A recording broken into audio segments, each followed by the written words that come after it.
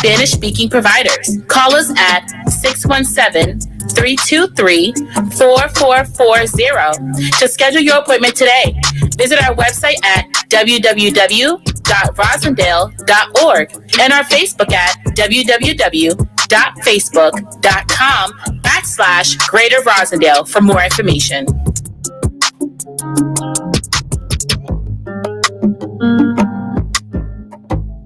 Finally Home is a must-read step-by-step guide that will equip any first-time home buyer with the knowledge they need to confidently make informed decisions. This book provides answers in simple and clear terms to most, if not all, of the questions you may have about credit, home ownership, and generational wealth. Finally Home equips the reader with the confidence to be engaged with the home buying process without feeling vulnerable or exploited. Tailor-Made Real Estate Easy is not just a catchy hashtag. It is real estate agent and radio personality Taylor Andre's goal. A goal to simplify one of the most challenging processes you will go through as an adult.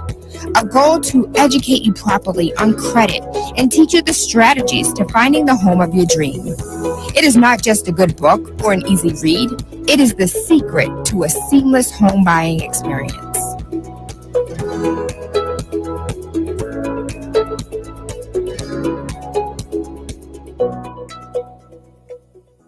Now hiring. Brook Charter Schools is a network of 5 public charter schools serving grades K through 12 in Mattapan, Rosendale, and East Boston.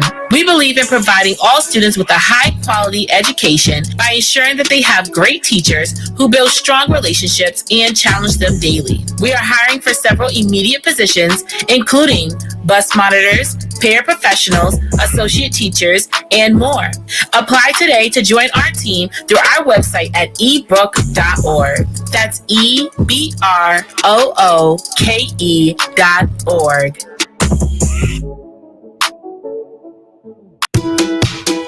Getting health insurance has never been easier for you and your family. That is, thanks to open enrollment at the Massachusetts Health Connector.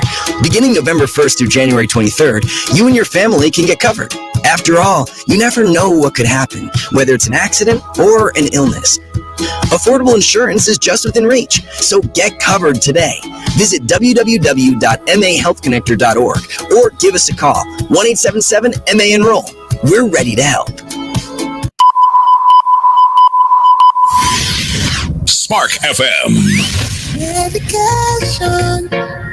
Your medication makes me high. Igniting the airwaves. Spark FM. She like the way that I move. She like the way that I rock. She like the way that I woo. And she let it clap for it. Join us on Facebook and Instagram at sparkfmonline.com. Turn us up. She like man, we ride. Big ride, big ride, big. Spark FM.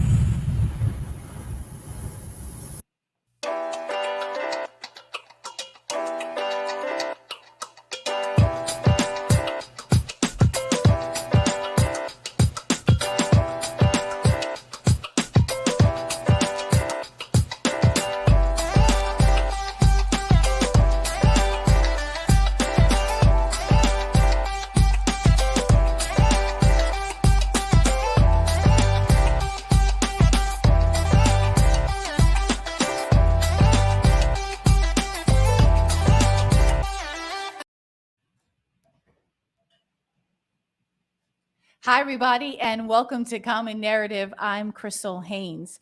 We do here at Common Narrative. We make sure that we break down the media's effect on public perception across all lines of diversity. And today we're talking about cannabis and folks who are in this industry and how there aren't a lot of people of color who are here. Recreational marijuana brought in $14.9 million in tax revenue for Massachusetts cities and towns. As the industry enters its third year, there are next to no Black owners as the state struggles to live up to its obligations to communities of color as spelled out by the state's equity provision. We're talking to cannabis entrepreneurs about the barriers getting into this business.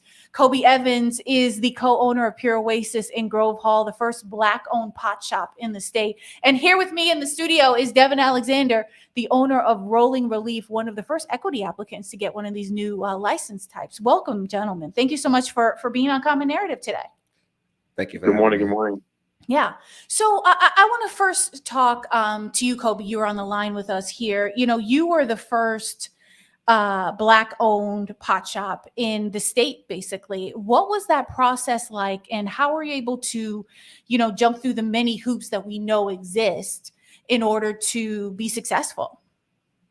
I think it was just, a lot of hard work. And then secondly, I think the pathway was, there were less obstacles in Massachusetts than in most states. In most states, when it comes to the rules and regulations, a lot of the bigger multi-state operators have an influence in how the regulations are written, and they're written in a way that favor the bigger companies, the more well-heeled companies, and they end up being a disadvantage for the smaller companies like Pure Oasis. But in Massachusetts, for unlike other states, the rules and regulations favored the smaller economic empowerment applicants. So it was difficult, but it wasn't as impossible as in other states. Devin, talk to me about, trying to get a foothold into this business. I know you were on the forefront of getting that delivery license type put together and being able to apply for that. Yeah, in Massachusetts, delivery is set aside exclusively for equity applicants, and that exclusivity window does not begin until the first marijuana delivery operator commences operations, and that will be a 3-year window. And it is still a grind. We still even haven't got our full license. We're hoping to be on the agenda this month so we can receive our provisional license. Our application got deemed complete back in September, which means we have all the necessary requirements. We have our location, our host community agreement, our multiple letters of good standing, but it's just a marathon. We formed the LLC over 2 years ago, and we're just about halfway there. The capital in order to, get one of these businesses up is enormous. I mean, what kind of barrier to entry is that?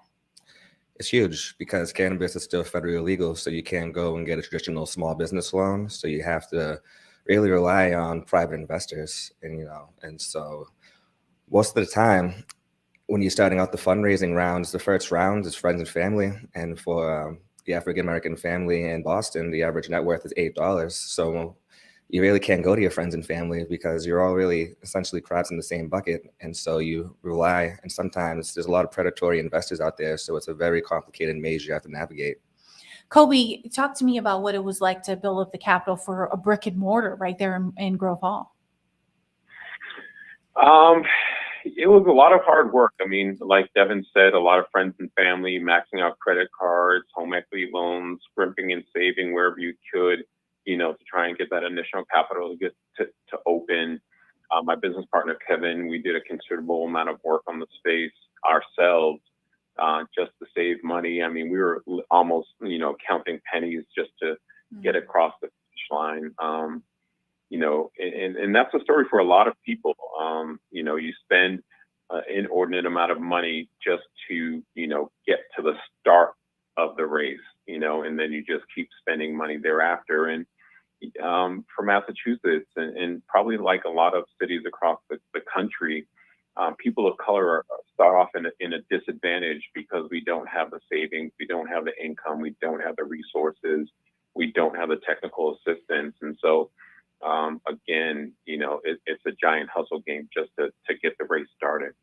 Let's talk about those host community agreements. I would argue this is one of the most controversial parts of this conversation. Under state law that was adopted after the 2016 referendum legalizing adult use marijuana, cannabis firms were required to secure an HCA from a city or town before applying for a license.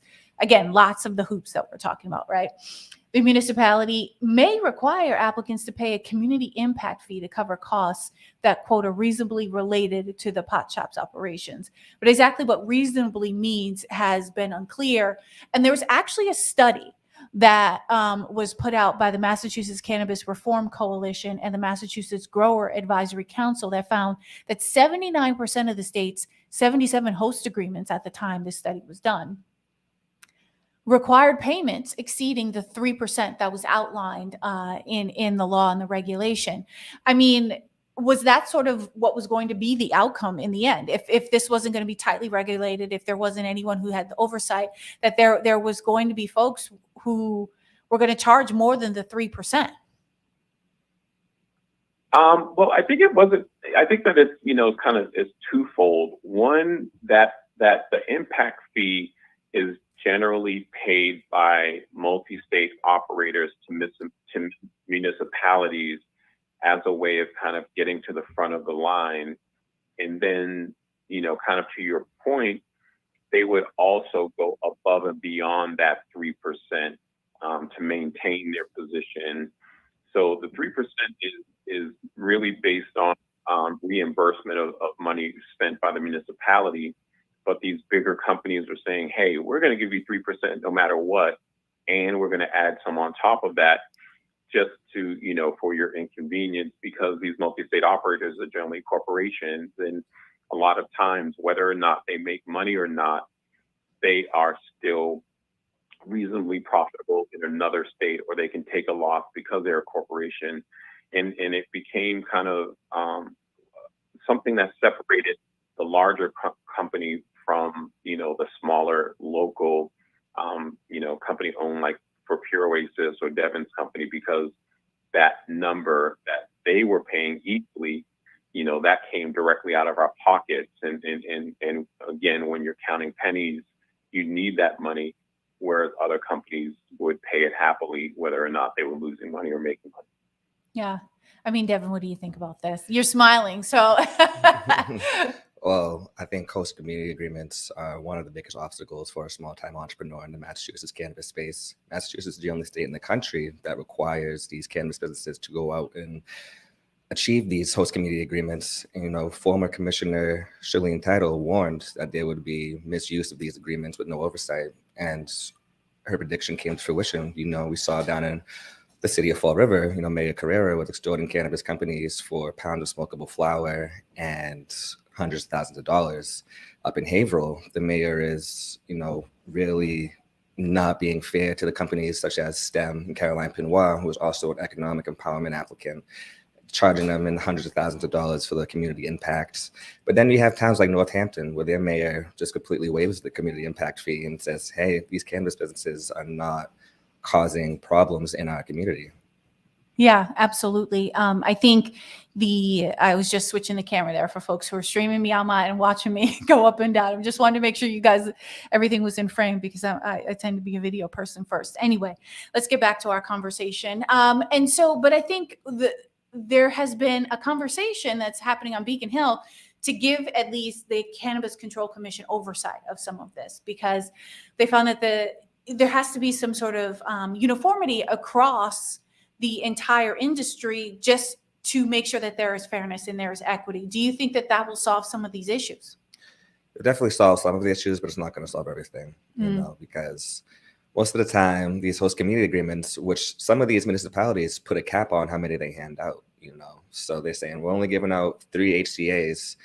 And a lot of retailers had to start to go out and achieve these HCAs because the applications for the marijuana delivery operator didn't get released until May of this year. So some cities and towns that they could have went to are probably already capped out for their host community agreements, and they have to go and look which is one of the most difficult steps of the process, finding an area that has cannabis legalized, then finding a location that meets the proper zoning, finding a landlord that's going to lease to you at the proper rate, because most of the times they find you're a cannabis business and they jack up the rent on you. It's a lot like a wedding. When you go out and people find, oh, it's part of a wedding. Okay, it's this price. Yeah. It's very similar to the cannabis space. Do you think that and Kobe, I also want to ask you this. Do you think that this could be a way to have cities and towns sort of retaliate against the vote, like say, okay, we didn't want this to happen anyway, so we're going to have HCAs be astronomical? Well, the hard part is the HCA, and to what Devin alluded to, is the HCA is tied into this impact fee, and the impact fee is a reimbursement. So you have to demonstrate that the town has spent this money. So it really can't be astronomical. It has to be actual. And what Northampton found is that there weren't any actual costs associated with the impact fee. So you can't really inflate it. But what towns were doing was to say, hey, we're going to go with Giant Acme Corporation because they're going to pay it no matter what, and they're not going to, cause any problems, paying it. And so it just locks out the smaller companies. But I don't think, when it comes to towns, they either want it or they don't, and they generally like their revenues. So it really isn't a function of kind of locking people out. It in general, but it ends up locking out the smaller, minority-owned companies like ours. Definitely. And I want to use my hometown of Quincy as an example. So 57% of the residents of Quincy voted in favor of question 4. So the city council couldn't ban it outright. They couldn't put a moratorium because their constituents voted for it. So what they did instead was they placed zoning and they made it very restrictive as to where these cannabis businesses can set up. If you can't set up anywhere where it makes sense or it's profitably reasonable for you, you're not going to have a business established. So I found that to be another way of towns to, for one, I know my mayor was against it. He came out and said he wasn't for it. So what is he going to do to really limit it? Make the zoning very restrictive. Absolutely. All right, we're going to take a quick break. This is Common Narrative on Spark FM. Call Spark FM at 617-272-3387. Advertise your business, brand, or music on Spark FM. Contact us at sparkfmonline.com for more information.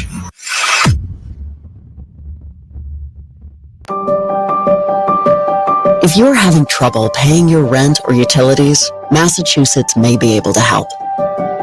If you call, we can help you apply for assistance. Reach out at 1-800-474-1822. Stay connected. Avoid eviction. Call us today so we can help. That's 1-800-474-1822. Get the rent or utilities help you and your family needs. Hi, it's Tori DeVito. In every family, small conversations can make a big impact. I grew up on tour with my parents. Kind of different, but we bonded over music just like other families do over sports, camping, or other interests. And we talked. Little everyday conversations from silly to serious that built a foundation over time. Honest conversations, like when my dad shared his experiences as an alcoholic. Your honesty about that part of your life gave me a sense of integrity that I wanted to uphold in my own life. And I was so grateful that you and Mom had become these sober, stable people who were always there for me. I wanted you to know from someone who's been in recovery more than 30 years now that hard work is what creates success, not alcohol or other drugs, whether it's music or anything else. I said it a lot, and I'm glad you took it to heart. Talk, they hear you. For more information about talking with your kids about underage use of alcohol and other drugs, visit underagedrinking.samhsa.gov. Now hiring. Brook Charter Schools is a network of 5 public charter schools serving grades K through 12 in Mattapan, Rosendale, and East Boston. We believe in providing all students with a high-quality education by ensuring that they have great teachers who build strong relationships and challenge them daily. We are hiring for several immediate positions, including bus monitors, paraprofessionals, associate teachers, and more. Apply today to join our team through our website at ebrook.org. That's EBROOKE.org.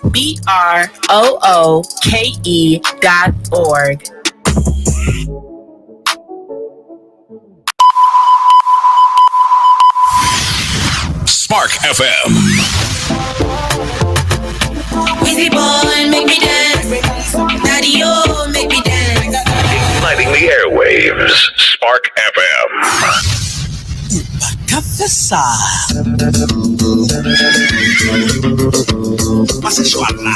Join us on Facebook and Instagram at sparkfmonline.com.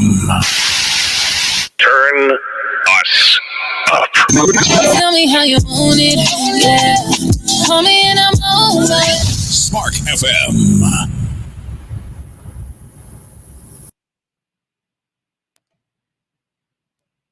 Hi, everybody, and welcome back to Common Narrative. I'm Crystal Haynes.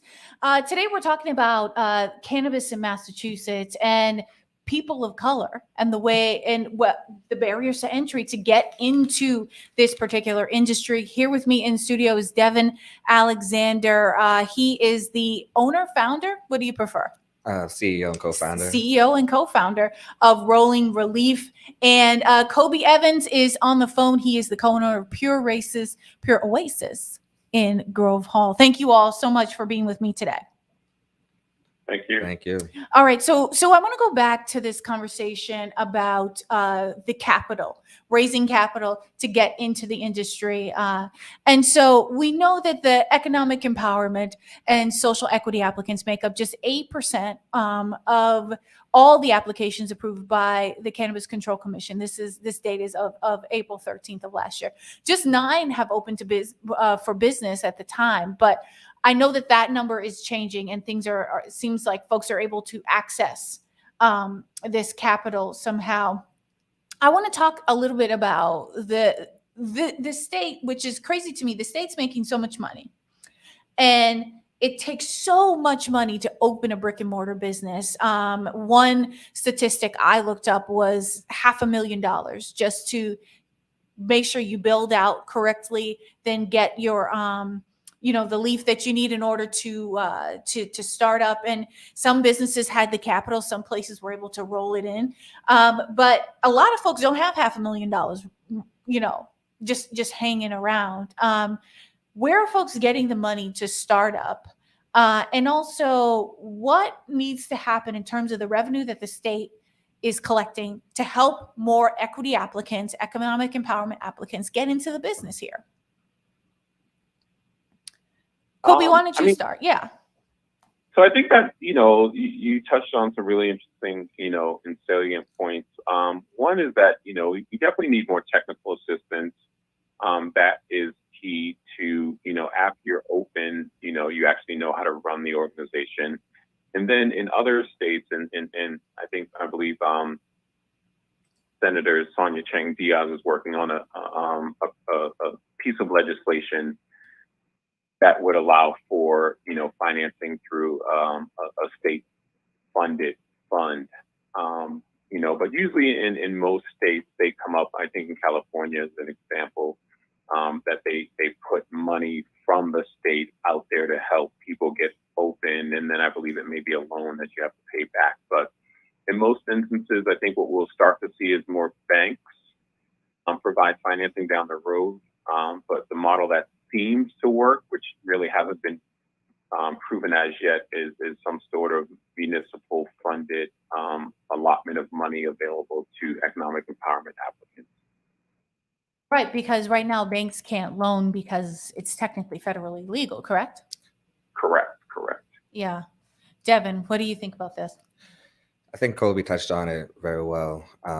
Oakland, California. So what's so different about Massachusetts and different states is our social equity program is statewide, but in California, theirs vary by city. So Oakland's is different from Los Angeles, and Los Angeles is different from Sacramento. So down in Oakland, which I think is the mecca of cannabis social equity, they are giving their equity applicants low interest loans. And I know a few people out there have gotten these low interest loans, but even then out there, they're just having some problems with them repaying their loans. So there needs to be some sort of loan forgiveness set in place.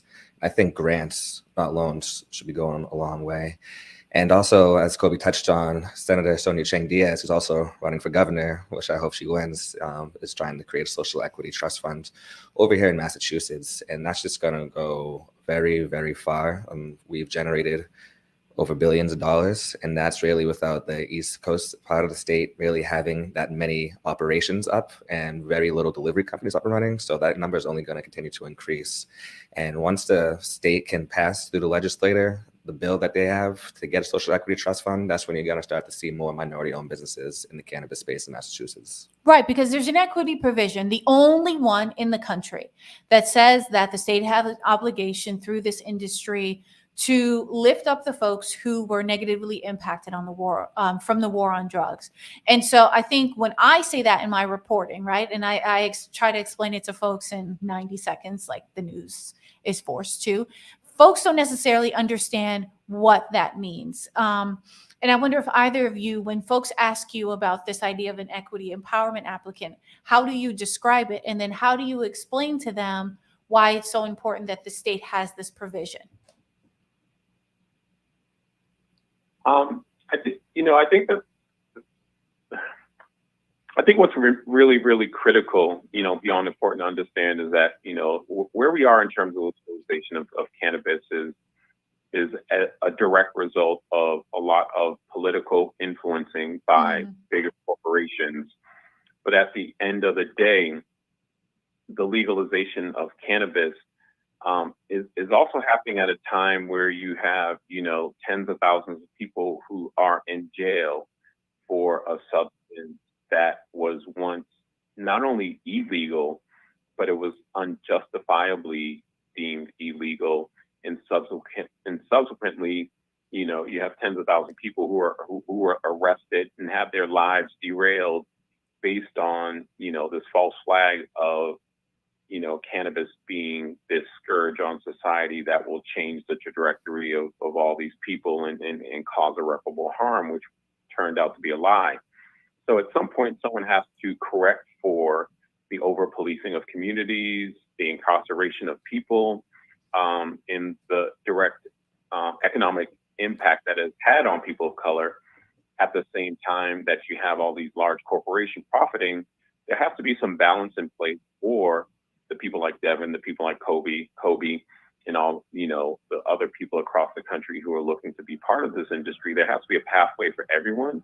And more importantly, there has to be a priority for people whose lives were negatively affected. And one of the things that I say is that people who were closest to the pain need to be closest to the profits. And that's why it's important for economic empowerment programs, because we need the resources, the technical assistance, the access to capital that is available to our larger counterparts, but inherently not available to us. Yeah. Devin, how do you explain to folks the importance of the existence of equity applicants in the law, right? Codified in the law there. And also, the need to have further supports. Yeah, I just explained to them, it's really people who have been disproportionately impacted by the war on drugs, the racist war on drugs. When I was a senior in high school, I got arrested for small possession of cannabis, and I had plans on joining the Air Force, and those were all derailed over very few grams of cannabis. And now flash forward 10 years later, I'm considered a bright young entrepreneur for doing the same exact thing I was doing 10 years ago. So it's pretty crazy to me, honestly, the way everything is evolved. Massachusetts, there's a lot of different criteria you can fit to join the equity programs, and one of them is from being one of the disproportionately impacted areas. There's 29 in the state, but so if you lived in a certain area for 5+ years, you can join the equity program. But even that still needs some work. Braintree is listed as one of the areas of impact, but Lawrence isn't. That's just insanity to me. So there has to be a lot of reform in that area. And just, doing the right thing. This war on drugs is basically a war on Black and brown people. The ACLU did a study. African Americans and Caucasians both use cannabis at similar rates, but African Americans are 4 times more likely to be arrested than their Caucasian counterparts. So I think that speaks volumes. Absolutely. We had a Facebook comment. Robin Avila says that being a new entrepreneur of Lush Creative LLC, it's hard to even get information or even help with the application processes. There's no clear path to follow. What do you all think about that? Is that sort of the case for many organizations, including Robin's? Definitely. It can be very troublesome, but I think it was literally just, what's today, Sunday? This past week, the Cannabis Control Commission and the nonprofit Elevate Northeast just held a workshop to help applicants with their application for the social equity program, which is still open till November 13th. So if you're listening to this and you have any interest in joining the social equity program, there's still time. The deadline cuts off in a couple of days. So yeah, anybody who needs help, please reach out to me. My email is devin.a@rollingrelief.org. And I'm going to put that in the comments. Kobe, you were one of the first, right? Or the first to open, honestly. So how did you get the information to be able to navigate the process? Because covering it, the few years ago where all of this started, 2016, everything was evolving. Like it seemed like every other week there was a new regulation or a new hoop to jump through.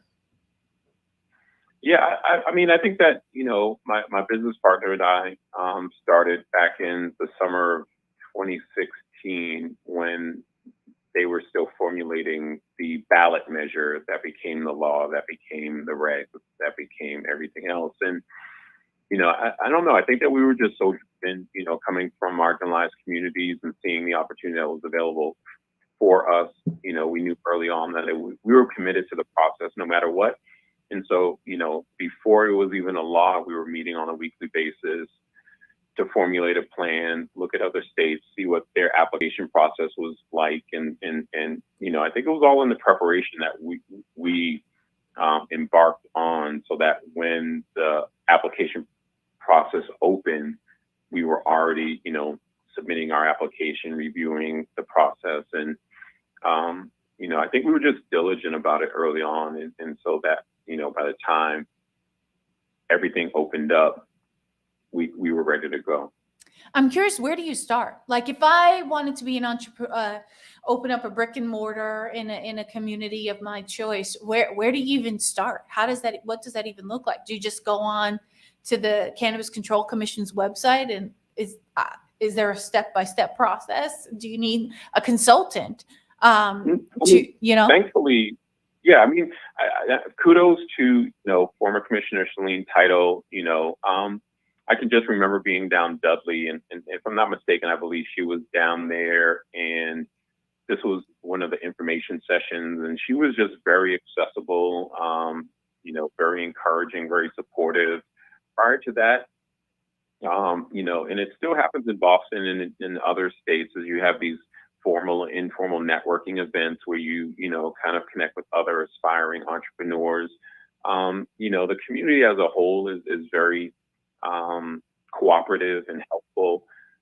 But Massachusetts had it's seemingly a very easy application process compared to looking at the medical side of things. The process was very straightforward, and the CCC did a great job in kind of helping you along to a certain degree. Like they would ask you for more information. So if your application wasn't clear and complete, that they would follow up and say, okay, we need more information here and there. So in that regard, it wasn't as bureaucratic as some other things that happen in the state. But everyone had the same question, like, where do I start? And then it was just, talking to other people and then just reading through the application process, which is online and available to anyone. And you can actually see what you need to do just to submit the application. And there was nothing crazy. There was nothing prohibitive in there to really stop anyone. Derek, how did you find out how to navigate the process? I was very fortunate because I didn't start the process until after I completed the social equity program. So I'd taken about 14 classes, and my main instructor was Lori Lucian of Major Bloom. So I got to learn a lot from Lori, and she was going through the application process at the time herself. She wasn't even open yet. So I thought that'd be very helpful. I didn't do a single thing until I took all the classes. Then once I completed the program, formed the LLC, started writing the business plan. And I really just read a lot. That's what it comes down to. Reading's the top way to advance your mind in any shape or form. You want to learn, you read. Every day I wake up and I Google cannabis, Massachusetts, and I read and I read and I read and I read and I watch and I listen and I go on Twitter. I type in cannabis, Massachusetts, just read. There's information out there. There's videos out there. Massachusetts, we're the pioneers for the East Coast, but it's not like we're starting from the ground up. We have a lot of influence from the West Side, but just reading. And like Kobe said, networking's huge. That's what I loved about the social equity program. When I first started, we were taking classes in person, and I was part of the first cohort. So there's a lot of rock stars in there, like Philip Smith from Freshly Baked, Caroline Franco of Caroline's Cannabis, Andrew Muddy. So just picking their brain and being able to just sit next to them, it was a great experience because they were people who I saw on the news and I'd read about. And I get to sit next to you and ask you so many questions. So the social equity program is great in that aspect as well. So I want to talk about this new delivery and other license types. So there are two from what and stop me if I get this wrong, but this is what I understand it. There are two newish license types. A courier license, which only allows delivery businesses to charge a fee to deliver marijuana products from retailers, and then the delivery operator license, which allows businesses to purchase marijuana and finish marijuana products at wholesale and sell orders directly to consumers. So there's like the delivery and the courier, right? And these license types were created because the equity piece was not being fulfilled by the state. And the state was kind of forward facing in that and saying, we need to do more, we need to do better. And I know, Devin, you are in the process or you have secured the delivery license. Delivery operator. We're in the process of going for delivery operator because it's a very, very new license. It literally just came out, the application the last day of May. So what was that like trying to navigate the licensing process for something that was brand new? Well, it was a battle because this time last year, only the courier existed. We had to fight very hard to create this new model. And that's what led to the creation of the Massachusetts Cannabis Association for Delivery. We found that courier model not to be financially feasible. You were basically a glorified Uber Eats. And after the exclusivity window was over, what incentives did the retailer have to keep you around if they can get into delivery themselves? So it was imperative that we created a new model where we can gain independence and create profitability.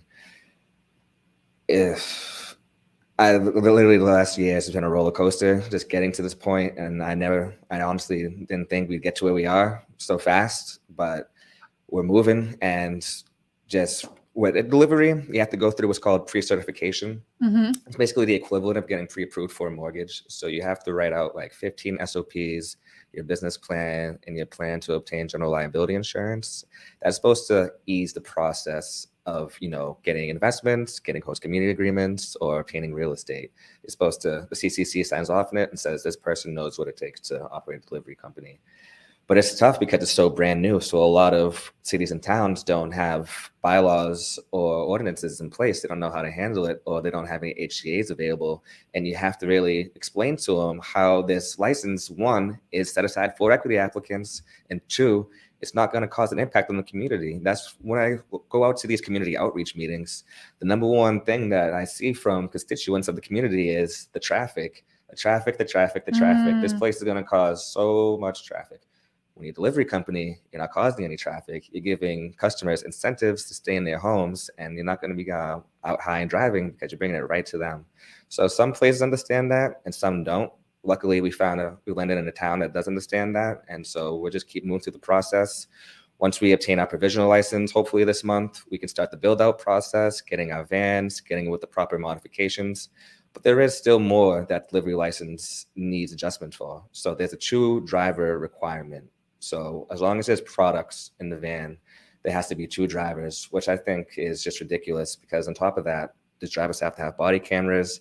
There's two safes, one for cash, one for products, and then two additional cameras. We're not delivering plutonium. We're delivering cannabis. This is cannabis. If you look at Amazon, they only have one driver. They don't have body cameras, and they're delivering well over $10,000 worth of products, prescription pills, ammunition.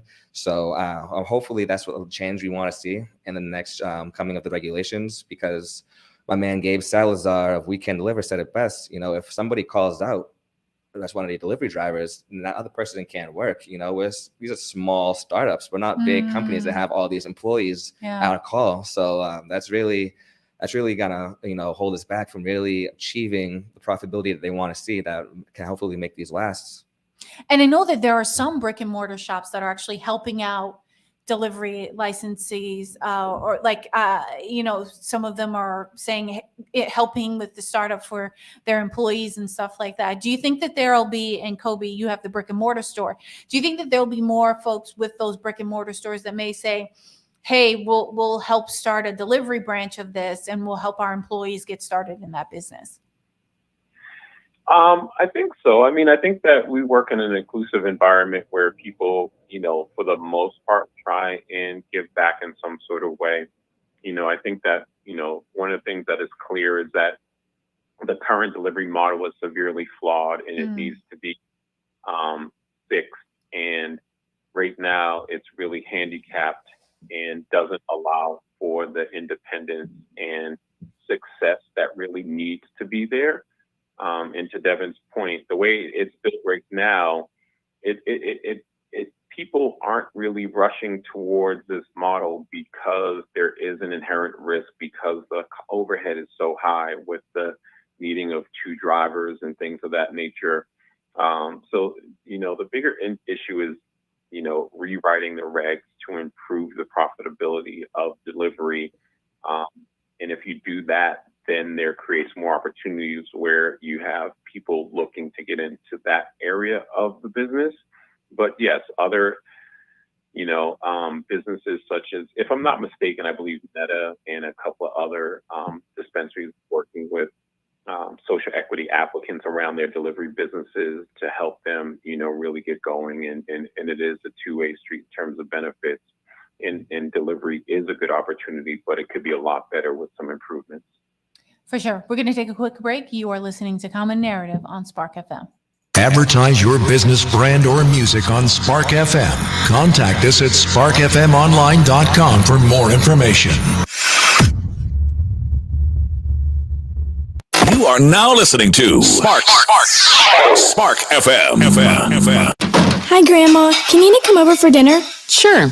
I've been meaning to ask you, what would happen if someone offered you a drink? Grandma! If anyone ever does, I want you to say, no, I have too much respect for my family and I don't want to get in trouble. I promise, Grandma. They really do hear you. For tips on what to say, visit underagedrinking.samhsa.gov. That's underagedrinking.samhsa.gov. This message brought to you by SAMHSA and this station. Now hiring. Brook Charter Schools is a network of 5 public charter schools serving grades K through 12 in Mattapan, Rosendale, and East Boston. We believe in providing all students with a high-quality education by ensuring that they have great teachers who build strong relationships and challenge them daily. We are hiring for several immediate positions, including bus monitors, paraprofessionals, associate teachers, and more. Apply today to join our team through our website at ebrook.org. That's EBROOKE.org.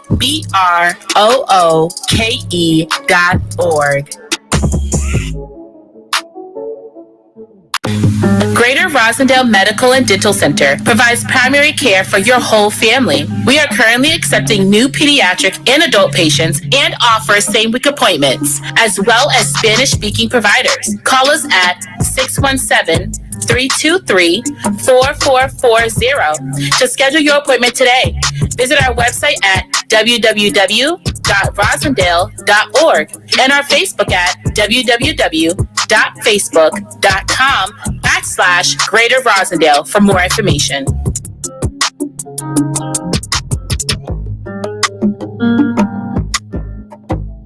When it comes to vaping, the truth can get clouded. So let's make it clear. Vaping is not safe for youth. Because vaping can put microscopic particles into your lungs and dangerous things like metals into your body. And nicotine, which can harm a person's brain development through their mid-20s. With appealing flavors, high nicotine levels, and lots of promotion on social media, many kids think vaping is harmless, but it's not. So talk to your kids about the risks of vaping. Because when you talk, they hear you. Learn more at underagedrinking.samhsa.gov. Spark FM. Easy boy, make me dance. Daddy, oh, make me dance. Igniting the airwaves. Spark FM.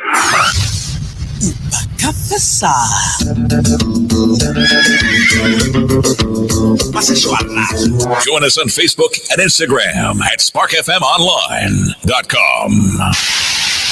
Turn us up. Tell me how you own it, yeah. Call me and I'm over it. Spark FM.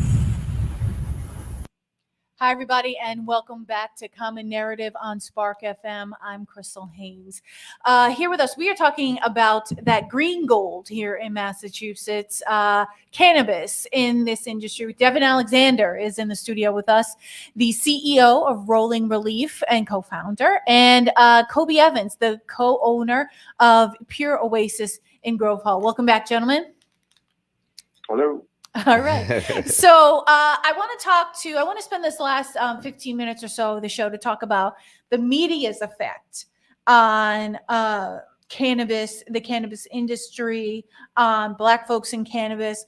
My first question is do you think the media has done a good job in explaining to communities the impact of pot shops and other delivery businesses, other types of cannabis businesses? Do you think the media has done a good enough job in explaining what the impact will be? What do you think? I think it's a little challenging. I think that, I think the hard part for us as it relates to the media is the stigma around the situation that was created when the first cannabis shop in Northampton opened, because, to a certain degree it was factual, but the coverage was around the opening, people parking everywhere, the traffic, people urinating in people's lawn on private property. And so when we have a community meeting, everyone still references what happened in Northampton last year, and they don't want to relive that because they don't know, the reality that the traffic issues aren't like that anymore. The parking issues aren't like that anymore. And so we are at a disadvantage when we try and talk to a community about something like delivery, like Devin said, because people always, the traffic, but it isn't a story to talk about the fact that there is no traffic, so people don't hear about that.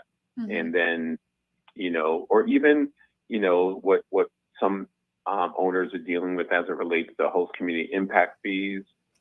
So I think that there could be more done to demystify some of the issues that are present, but I do appreciate shows like this that, that give us a voice in talking about things like social equity and, changing the paradigm and creating this transformative wealth. This show is good for things like that. So I do appreciate this opportunity. Definitely appreciate journalists like yourself, Crystal. And I want to give a shout out to Melissa Hanson from MassLive.com. You both are just fantastic when it comes to covering the industry. But obviously, when it comes to other networks, more can be done. There's a lot of people in the state who don't know what the social equity program is. So I think a greater emphasis in explaining what the social equity program is, how it's meant to improve the lives who have been disproportionately impacted by the war on drugs, because you don't see any of that being talked on the news, except when I see you on Fox 25. Exactly. I think, and then of course there's always the sexy headline that pot shop comes to the community and neighbors are concerned that their kids are all going to be, I don't know, become drug addicts, and marijuana being a gateway drug. And that ad campaign that, years and years ago, that became really that was so successful in and of itself in explaining to folks that, pot's a gateway drug, when we find out years later that it's the medicine in your cabinet that's the gateway drug after, little Tommy gets hurt at lacrosse practice, right? So we understand that is what happens later on, but we're still fighting against those stigmas when we're talking about having cannabis shops in communities. How can the media do better? Like what if you all could sit down with news directors across the country, or even right here in Massachusetts, and say, I think coverage should look like this to not only destigmatize our communities, but also our industry here. Show them the hoops we have to jump through. Every cannabis business in Massachusetts has to create what's called a positive impact plan, saying how they're going to positively impact the community they're in. I don't know any other business that has to do that when they set up. The pharmacies have to do that. The liquor stores have to do that. So we're doing community cleanups. We're donating to nonprofits. We're improving playgrounds, we're helping police buy new cruisers, but where's the coverage on any of that? You don't see that get talked about in the news. Mm-hmm. Yeah, I think that, one of the things that is critical, we have a dispensary in an urban community, a community that I grew up in, and, people from urban communities can talk about the fact that, cannabis, is a recreational drug, if you will. But there are a inordinate amount of people from inner city urban communities that use it more for therapeutic properties to deal with stress, anxiety, and, dealing with a lot of medical issues that are undiagnosed, that cannabis helps them, suppress a lot of that anxiety. So I think that we have to look at, the therapies that are associated with its use and how it makes people a lot more functional dealing with trauma, dealing with stress on a normal day. Absolutely, because we do know that, mental illnesses and mental health issues go severely underdiagnosed in communities of color as well. And so folks end up self-medicating. I also want to point to the fact that, one of the latest FBI uniform crime reports show that year over year, marijuana arrests have decreased nearly 20%. And overall, they're significantly down from their peak a decade ago. That's back then, police made over 800,000 marijuana-related arrests annually, but those are extremely down. So the idea or the narrative, the common narrative, see what I did there? The common narrative is that a pot shop comes in and there's going to be all of these arrests. There's going to be crime in the communities. And that tends not to be what is happening. In fact, schools are being built. Like you said, Devin, police cruisers. And as part of, the omnibus police reform bill, a percentage of the marijuana revenue goes to training police officers. So I think that was a full circle moment, however controversial that particular line item was. What do you all think about that? And Kobe, I know I've asked you this question about including that provision in the police reform bill. But what do you think it does in terms of having the larger conversation about the safety of cannabis businesses and pot shops in communities? If I hear your question correctly, I think that, we have to understand that, arrest period are a function of the public safety budget of a city or town. And so the more arrests there are, the more you can justify the budget, the more you can hire more police officers, vis-a-vis, creating these jobs in law enforcement. And as those numbers go down, it creates this effect. Well, if the arrests are down, do we need as many police officers? Do we need this over policing? Do we need this bigger presence? And so, there is a direct correlation between decriminalization and what happens to the average police department. And not a lot of people are happy with legalization because they understand what the correlating effects are. And, at the end of the day, you can't help but understand that cannabis was never a bad thing. In fact, it was once legal in the U.S., but it became vilified after the Voting Rights Act of 1965, 1968, as a way to kind of almost as retaliation for, all these people of color who now had voting rights, and Nixon used it to go after people and to end up, putting millions of people in jail over the, next few decades. So I think that, yes, the numbers are inflated and they will naturally go down because the reality is that, as you mentioned, things like Percocet have a much more ill effect on people than things like cannabis. You get high, you eat a lot of donuts, you eat a lot of pizza, and you fall asleep. No harm, no foul. Yeah, I have a friend who said, I never got into a bar fight after I smoked weed. Right? Like, Exactly. You don't have to break up bar fights. Devin, what do you think about this? What was the question? I'm sorry. No worries. So we were talking about so we're talking about this idea, this narrative that with pot shop, with cannabis comes crime. And how do we go further in dispelling that particular myth in communities so that people don't automatically assume that it does equal crime? I just read the statistic, like it doesn't. Like the data points to the fact that pot arrests are down.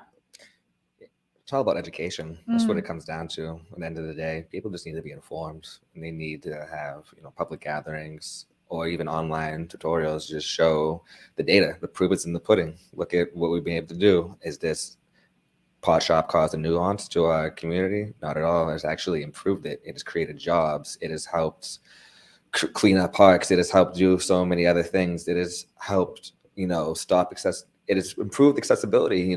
People don't have to. All cannabis on all Massachusetts pod shops has gone through a third-party testing lab. We have some of the most stringent testing conditions in the country. So in theory, the cannabis that you go and purchase at your local pod shop is more healthier for you to consume than the produce at your local Stop and Shop, because you can't use pesticides when you're cultivating cannabis in Massachusetts. You can use pesticides when you're growing lettuce and all the other vegetables here. So it's really just education at the end of the day. Absolutely. In our final minutes now, what would you say to folks who are just starting to learn or really trying to get educated on the pod industry? What would you say that they need to be educating themselves on? Let's say 3 things they need to educate themselves on this particular industry. Oh, putting you on the spot. Let me narrow the question. I want to start a business, a pot business. I am a person of color. What are the 3 things I need to know before I go into business? This is an industry like no any other. You need to have a lawyer, a top-notch attorney, and just get ready to work. You got to ask yourself, how bad do you want it? Because it's a marathon. It's not going to happen overnight. And you really have to dig deep, because I guarantee you there's somebody else who wants it just as bad as you. So you really got to dig deep and put a good team around you. And that's huge. You can't go about this by yourself. I'll tell you that right now. Kobe, what tips would you give entrepreneurs of color who want to get into this business? I think the 3 tips I would give there, do a lot of networking. It's a great community and people are always helpful, and you can network your way into a position where, you have some good insight. Secondly, understand the regs. The Massachusetts regs are available online, and you can easily study those regs. So you understand what you're walking into and what the requirements are, pre-opening and after you open. And then understand what it, costs to, open a delivery operation or a retail operation or a grow facility. And so you have a good understanding of when it's time to pay, how much money you're trying to raise, and things of that nature. I think those are the 3 key things. And then just circling back, networking can help you before and after you open. So I think probably. All right, gentlemen. Devin Alexander of Rolling Relief and Kobe Evans of Pure Oasis. Thank you so much for your time today. Thank you for having me. Thank you again. All right. And this is Common Narrative on Spark FM. Check us out next week as we talk to the folks from More Than Words, that beautiful couple of bookshops that are happening in Boston that employ young people and give them a path forward. This is Common Narrative on Spark FM. We'll see you next time. And remember, knowledge is power and power is change.